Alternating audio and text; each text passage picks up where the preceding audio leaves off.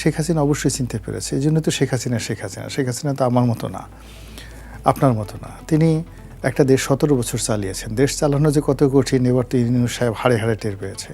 জনাব তারেক রহমান সাহেব 3 মাসের মধ্যে তিনি টের পাচ্ছেন যে কত কঠিন। ফলে 17 বছর পরে এখন তারেক রহমান সাহেবের বয়স যদি 62 বছর হয়, তার বয়স শেখ হাসিনার বয়সী হয়ে যাবে। তো কাজেই দেশ চালানো এত সহজ বিষয় নয়, তারা অনেক কিছু বুঝতে পারে। তো সে বুঝতে পারার কারণে তিনি এই মাণিক্য, বাংলাদেশের যে মাণিক্য, বাংলাদেশের যে রত্ন, দ্য জেমস, জনাব ডক্টর মোহাম্মদ ইউনূস মাদ্দা জিল্লুহুল আলী, তো এই মাদ্দা জিল্লুহুল আলীকে শেখ হাসিনা ঠিকই চিনতে পেরেছিলেন। তো আমি আমার নিজের একটা অভিজ্ঞতা বলি, যখন আমি ওনার প্রেমে খুব মুগ্ধ, চারিদিকে শুধু আমি ইউনূস দেখি, এবং আমি মনে করি যে ইউনূস সাহেব যদি বাংলাদেশের রাষ্ট্র ক্ষমতা আসে, তাহলে মানে যাকে বলা হয় বাংলাদেশ একেবারে মাটি আর মাটি থাকবে না, সব স্বর্ণ হয়ে যাবে। যত বাড়ি আছে সব বাড়িতে খাবার দাবার পূর্ণ হয়ে যাবে, দারিদ্রতা থাকবে না। ওনার 3-0 থিওরির মতো আমরা সুইজারল্যান্ডে যাওয়া লাগবে না, সব ভালো ভালো আলো বাতাস এখানে আছে। তো এটাকে ওনাকে প্রমোট করার জন্য একটা আমি লেখা লিখলাম। বাংলাদেশ প্রতিদিন একটা লেখা লিখেছিলাম, আর একটা লেখা লিখেছিলাম নয়া দিগন্তে। তো দুটো লেখার পর উনি আমাকে টেলিফোন করে ব্যক্তিগতভাবে ধন্যবাদ দিয়েছিলেন। তো সেই লেখা আবার ওনার যে মানে বই আছে, উনি করে কি ওনার নিয়ে যত ভালো ভালো কথা হয় সেগুলো আবার উনি বই আকারে প্রকাশ করে। তো উনি আবার ওই আমার লেখাগুলোকে নিয়ে দুটো বই করেছেন, আবার সেই বই আবার আমাকে উপহার পাঠিয়েছেন। তো বুঝেন যে আমার প্রেমটা কোন পর্যায়ে ছিল।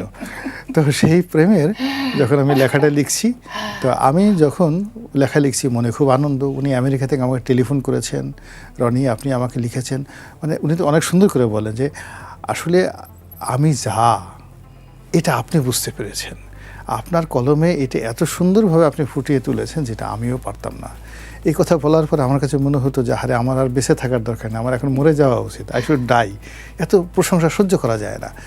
এই প্রসঙ্গে যখন আমি এরকম একটা খুশি মুডে, ঠিক এই সময়টাতে একজন লোক চট্টগ্রাম থেকে আমাকে টেলিফোন করলেন। টেলিফোনের সাথে খুব রাগ, রনি সাহেব আপনার সঙ্গে আমার যে ভক্তি ছিল, শ্রদ্ধা ছিল, আপনি একটা ফালতু মানুষ, আপনি কোনো কিছু না জেনে না বুঝে এই সমস্ত লেখা লিখেছেন। তা আমার এই যেরকম সুখের মধ্যে আমি খুব বললাম যে কী ব্যাপার, আপনি বলে যে আমার বয়স এখন 78 বছর, আপনি ডক্টর ইউনূসকে কী চিনেন? ওনার বাড়ির পাশে আমার বাড়ি, আমি ওনার প্রতিষ্ঠানের ডিএমডি ছিলাম, ডেপুটি ম্যানেজিং ডিরেক্টর ছিলাম, তারপরে ওনার যত কাজ এই সব আমি দেখেছি, সব আমার হাত দিয়ে করা, গ্রামীণ ব্যাংকের সব কাজ আমার হাত দিয়ে করা। ওনার মতো প্রতিহিংসা পরায়ণ মানুষ বাংলাদেশে আর নাই। আপনি তাকে কিচ্ছু জানেন না, চিনেন না, আপনি তাকে এমনি দূর থেকে দেখে মানে আপনি বেকুবের মতো একটা কাজ করছেন বলে ভদ্রলোক টেলিফোনটা রেখে দিল। ভালো কথা। আমার এত রাগ হলো, আমার তো তখন বেশ ক্ষমতা আছে, আমার কাছে মনে হলো যে এই লোকটাকে যদি আমি পেতাম, আমি এর একটা 12টা বাজিয়ে দিতাম, আলো ভর্তা করে ছেড়ে দিতাম। ভালো কথা, ওইভাবে রেখে দিয়েছি। যখন এই ডক্টর মোহাম্মদ ইউনূস ক্ষমতায় আসলো, আমি 3 মাস ওনার দিকে আকাশের দিকে তাকিয়ে থাকলাম যে হারে কত সুন্দর মানুষ। এরপরে যখন ওনার নোংরামি, ওনার আজে বাজে জিনিস, ওনার নির্মমতা, ওনার নৃশংসতা, ওনার প্রতিশোধ পরায়ণতা, এগুলো যখন আমি দেখলাম, তখন আমার কাছে ওই লোকটার কথা মনে হলো যে হারে ওই লোকটা টেলিফোন করে যদি ফোন থাকতো আমি ওনারে গিয়ে একটা চুমা দিয়ে আসতাম। এই হলো একটা। আরেকটা কথা বলি একেবারে টু দি পয়েন্টে। একসময় ঢাকাতে 2জন গুন্ডা ছিল, বিখ্যাত গুন্ডা ছিল, কেরামত কোসি গুন্ডা।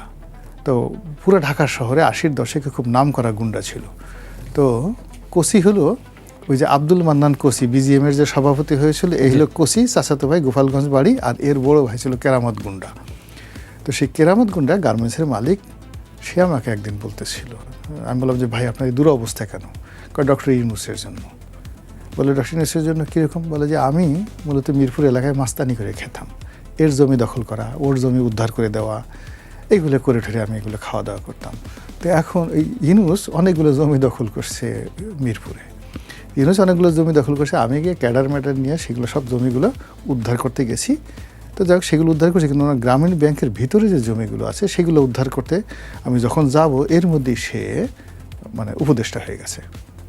উপদেষ্টা হয়ে সে প্রথম যে কাজটা করছে, আমাকে সে জেলখানায় ঢুকছে। এতগুলো মামলা, সেগুলো করে আমার 7-8 বছর লাগছে সেই মামলা থেকে রক্ষা পেয়ে বের হতে। 91 সনের কথা। তা বলে যে আমি বের হয়ে 7-8 বছর লাগছে, বের হয়ে দেখি যে আমার ঘর গেছে, সংসার গেছে, ব্যবসা বাণিজ্য, আমি পথের ফকির হয়ে গেছি। ওনার মতো প্রতিহিংসা পরায়ণ লোক আমি জীবনে দেখি নাই। এই লোকটা এখন কেরামত গুন্ডা এখনো